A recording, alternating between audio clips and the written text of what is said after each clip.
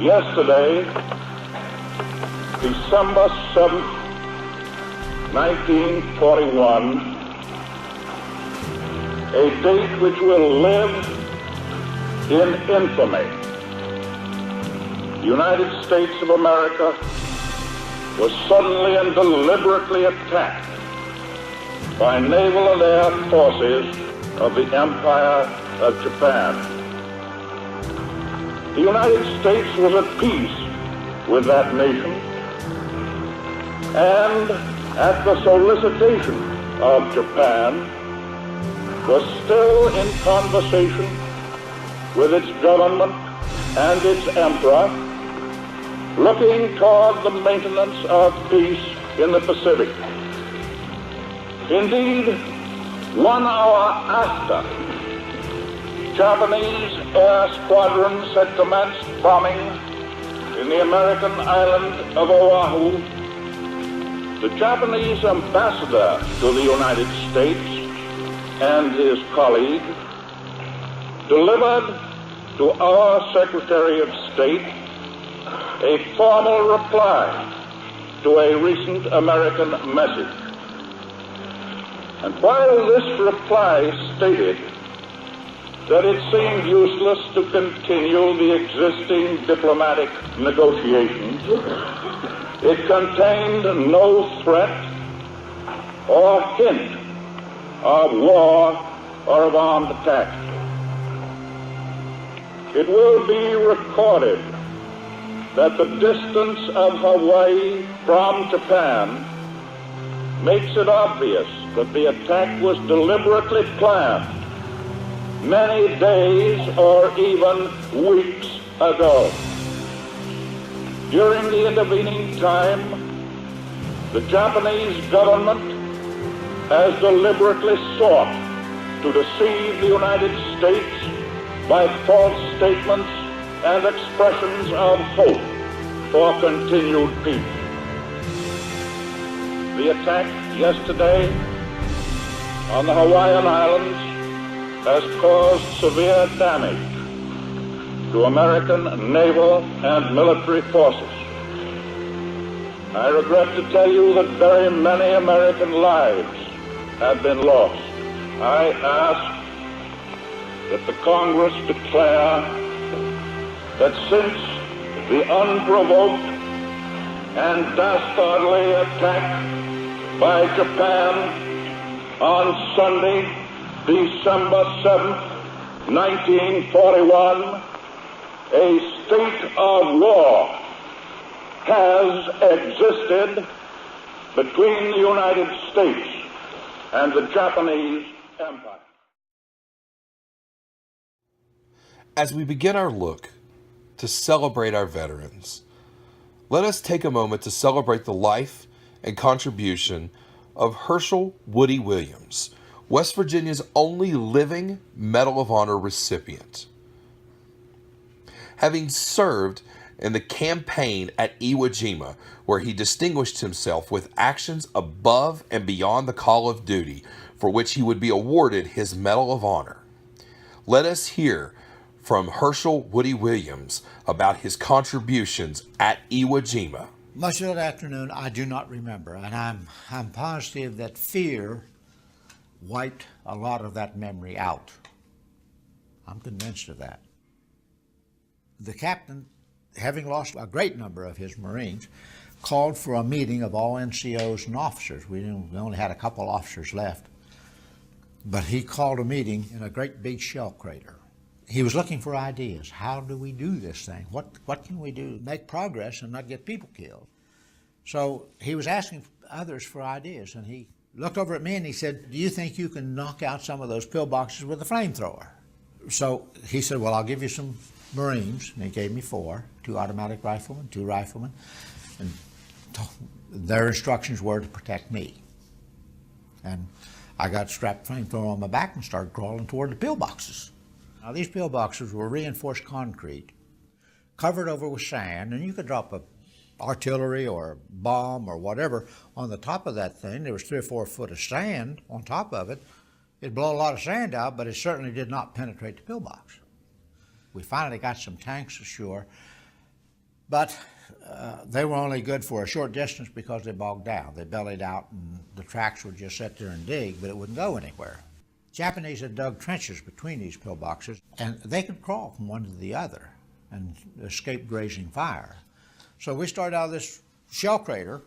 We finally got close to that pillbox, and I can remember bullets ricocheting off of my air tank. And I don't know why I was smart enough to figure out that if I crawled closer, he couldn't get me. If I went backwards, he would have got me. And I got him. The other vivid memory I had was another pillbox. I was trying to get to it and couldn't. Every time I would start, he would get too close for comfort, and I'd back out. And so I crawled around out of his sight and up to the pillbox, went up the side, got up on top of the pillbox, and here was a pipe, just about the size of my flamethrower nozzle. So I just, somebody said there were 17 in there. I don't know. I have no idea. But I got that one, knocked that one out. One other one I approached, apparently they ran out of ammunition. That's the only thing I can figure. But I was getting close enough that I could get my flame into the pillbox, and they came charging. There were 5 or 6 or whatever. When the flame hit them, they stopped because it just took all the oxygen out of the air, and they just stopped, fell over.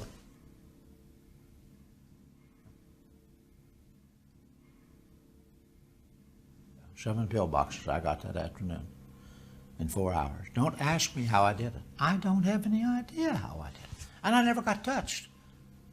They never got me. You've got a job to do for which you're trained. You've got to do it for the people around you, for the other Marines, and 2 of them got killed protecting my life. So, this medal belongs to them. It really doesn't belong to me. Williams was also honored with a Purple Heart for being wounded in combat. In 2016, Williams was honored with the naming of a mobile landing platform naval vessel, the USNS Herschel Woody Williams. This vessel will be launched within the next couple years and carry his name in high regard. Let us always remember the contribution of Herschel Woody Williams, West Virginia's only living Medal of Honor recipient.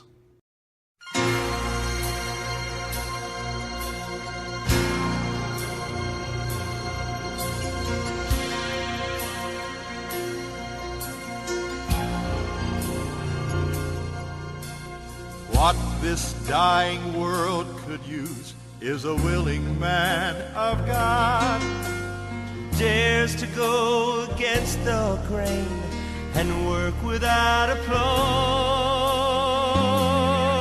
The man who raised the shield of faith, protecting what is pure, Whose love is tough and gentle, a man whose word is sure.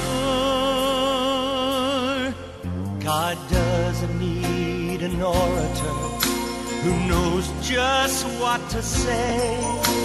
He doesn't need authority to reason him away. he doesn't need an army To guarantee a win, he just needs a few good men. Men full of compassion, who laugh and love and cry. Men who face eternity and aren't afraid to die. Men who fight for freedom and honor once again. He just needs a few good men. He calls the broken derelict whose life has been renewed. He calls the one who has the strength to stand up for the truth. Enlistment lines are open and he wants you to come in. He just needs a few good men, men full of compassion, who laugh and love and cry, men who face eternity and aren't afraid to die, men who fight for freedom and honor once again. He just needs a few good men,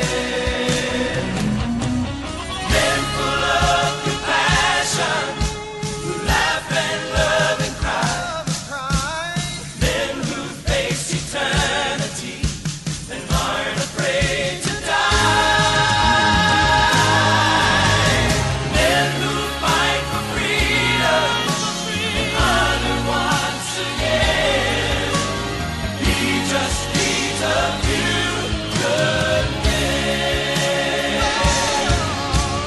men full of compassion, who laugh and love and cry, men who face eternity and aren't afraid to die, men who fight for freedom and honor once again. He just needs a few good men. He just needs a few good men. He just needs a few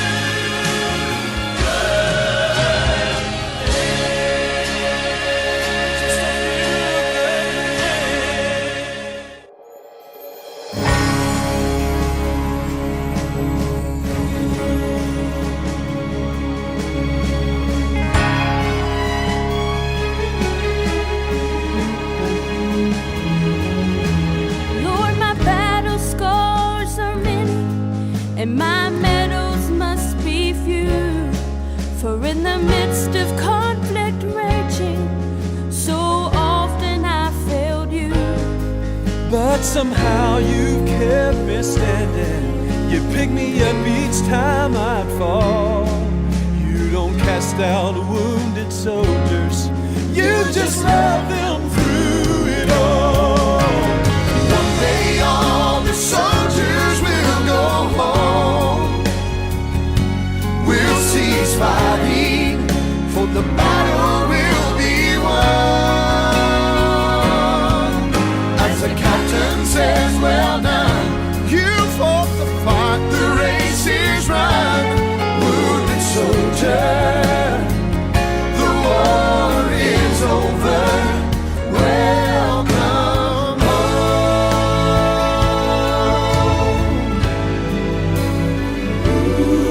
In my heart, I am a victor, yet at times the flesh is weak.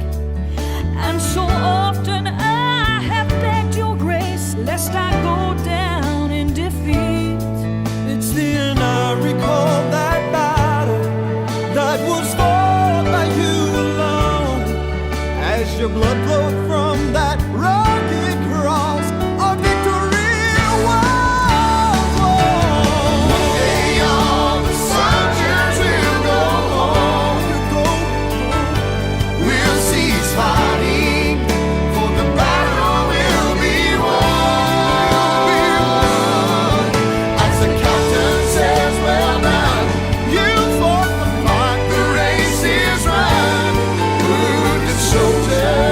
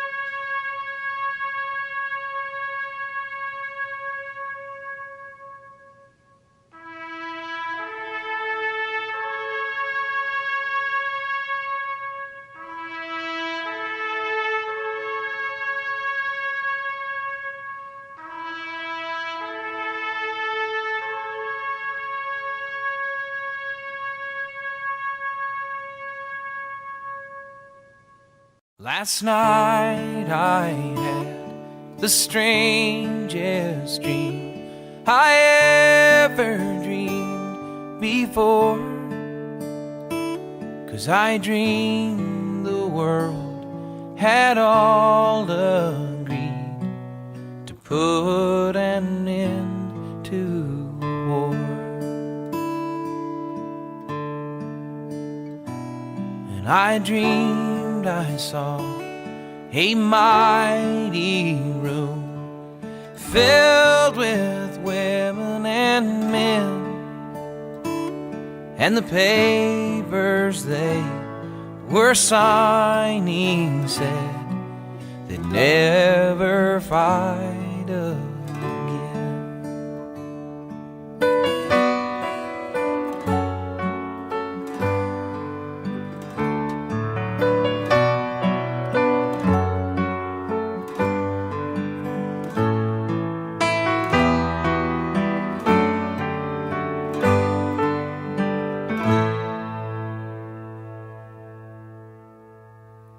And when the papers were all signed and 1,000,000 copies made, well, they all joined hands and they bowed their heads, and grateful prayers were prayed.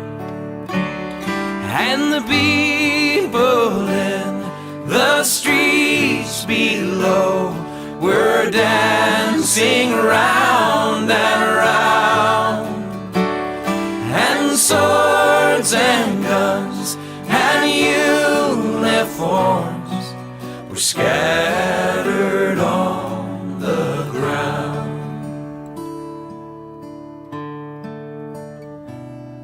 Last night I had the strangest dream I'd ever dreamed before. 'Cause I dreamed the world had all agreed to put an end